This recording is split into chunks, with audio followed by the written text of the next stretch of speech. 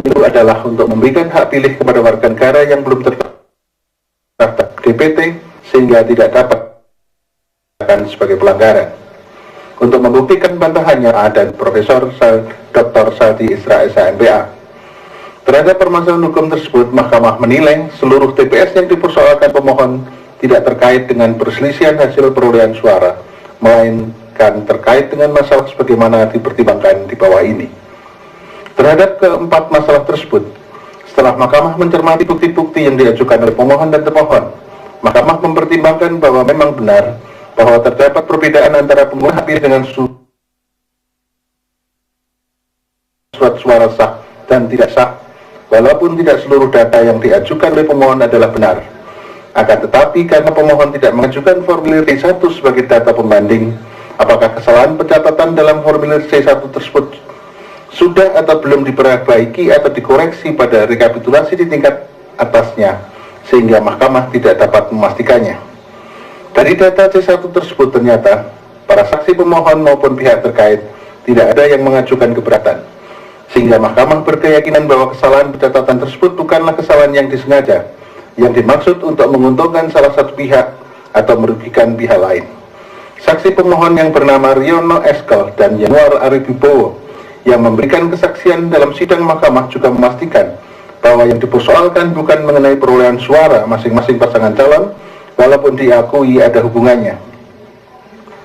Berdasarkan pertimbangan tersebut, Mahkamah tidak menemukan adanya pelanggaran yang dilakukan oleh termohon dan atau pihak terkait yang terstruktur, sistematis dan masif yang menguntungkan salah satu pasangan calon, sehingga dalil tersebut tidak beralasan menurut hukum.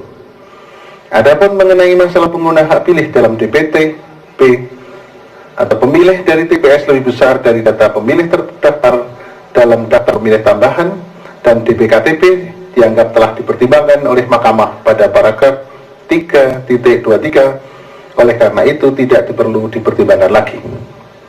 Mengenai 2152 TPS, pemohon memperoleh 0 suara.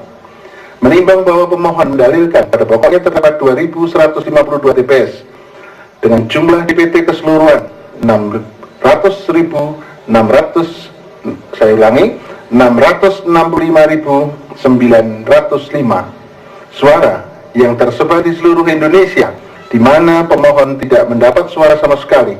Menurut pemohon, hal tersebut terjadi karena kecurangan oleh pihak tertentu, sehingga saksi pemohon di TPS tidak berani atau takut memilih pemohon. Untuk membuktikan dalilnya, pemohon mengajukan bukti atau surat tulisan yang diberi tanda P5.12.1 sampai dengan bukti P5.92.63 serta saksi Dadi Waluyo, Yanuar Arif Wibowo dan Aminadab Kudiai. Termohon membantah yang pada pokoknya mengemukakan termohon ini dia dikoreksi yang pada pokoknya mengemukakan bahwa dalil pemohon tidak berdasar dan tidak didukung oleh fakta sama sekali. Jenis pelanggaran yang didalilkan merupakan dalil yang tidak jelas atau kabur, karena pemohon dalam menentukan kriteria pelanggaran tersebut didasarkan pada kejanggalan data. Pemohon tidak menguraikan secara konkret kesalahan atau pelanggaran yang dilakukan oleh termohon dan tidak menguraikan pengaruhnya terhadap perolehan suara pemohon dan atau kerugian pemohon akibat kesalahan atau pelanggaran tersebut. Selain itu, pemohon juga tidak menjelaskan pelanggaran tersebut dilakukan secara terstruktur, sistematis dan masif sehingga berpengaruh pada perolehan suara. Untuk membuktikan dalil bantahannya, termohon mengajukan alat bukti surat tulisan yang diberi tanda T Jayawijaya 1.1 sampai dengan T Papua Kabupaten Yalimo 5.49 serta saksi yang bernama Yeremias Numberi, Misnah M. Atas dan Beatrix Wanyani. Pihak terkait membantah yang pada pokoknya mengemukakan bahwa dalil pemohon adalah dalil yang mengada-ada. Untuk membuktikan bantahannya, pihak terkait mengajukan saksi bernama Didik Parastiono, Yuden Kurik, Naftalia Keya. Atas permasalahan tersebut, Mahkamah berpendapat sebagai berikut.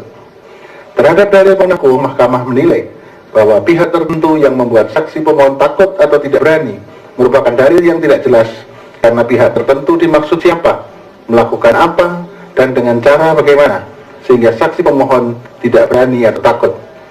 Kejelasan mengenai kedua hal itu penting terkait dengan proses pembuktian. Selain harus membuktikan kecurangan, harus pula membuktikan siapa dan bagaimana kecurangan tersebut terjadi. Sehingga dalam pembuktian, harus mencakup kedua hal tersebut.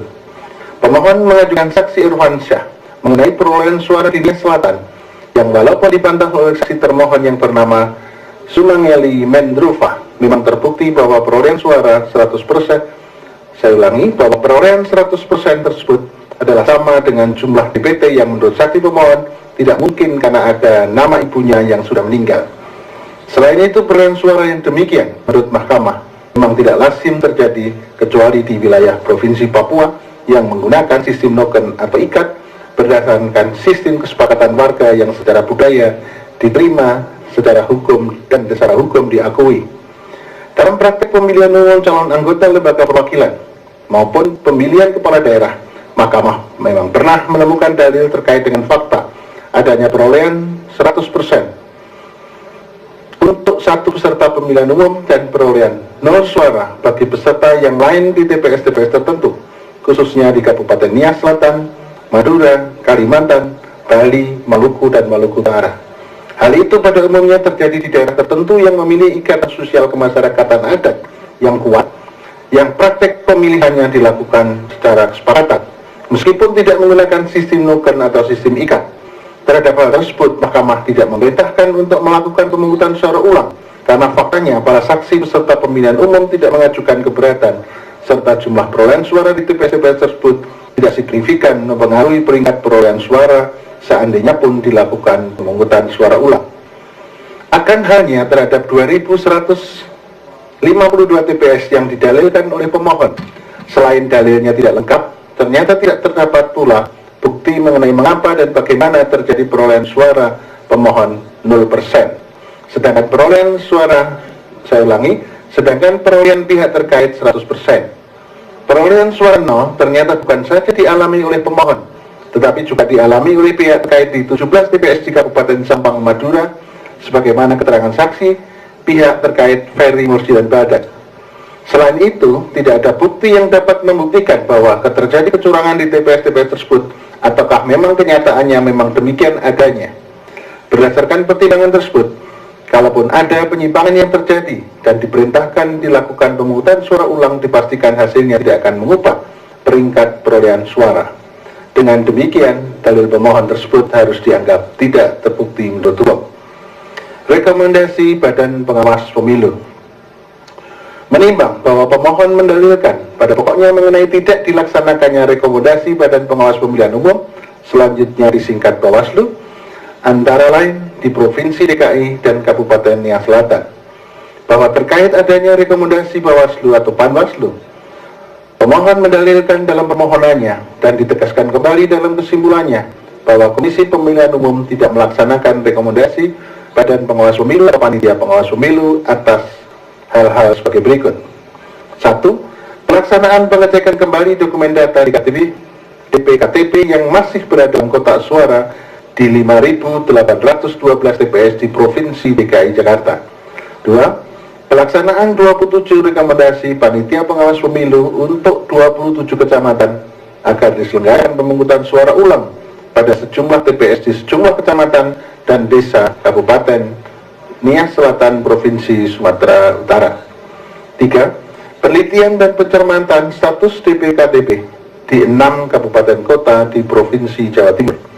Terhadap keberatan mengenai pelaksanaan pengecekan kembali dokumen data pemilih DPKTP yang masih berada dalam kotak suara di 5.800 TPS, Badan Pengawas Pemilu memberikan keterangan sebagai berikut. A. Terhadap laporan pemohon yang diterima Bawaslu Provinsi DKI Jakarta, Bawaslu mengeluarkan rekomendasi bahwa di 580, saya ulangi, di 5.812 TPS perlu dilakukan cross-check dokumen data pemilih DPKTP yang datanya tersebut masih berada di dalam kotak suara. B. Terhadap rekomendasi Bawaslu Provinsi DKI Jakarta tersebut, KPU Provinsi DKI Jakarta mengirimkan jawaban yang pada pokoknya telah menindaklanjuti rekomendasi Bawaslu Provinsi DKI Jakarta terkait dengan pemungutan suara ulang pada tanggal 19 Juli tahun 2014 akan dilaksanakan pemungutan suara ulang di 13 TPS yang dimaksud mulai pukul 7 sampai dengan pukul 13 WIB dan penghitungan suara dilakukan pukul 13 WIB sampai dengan selesai. menindaklanjuti surat KPU Provinsi DKI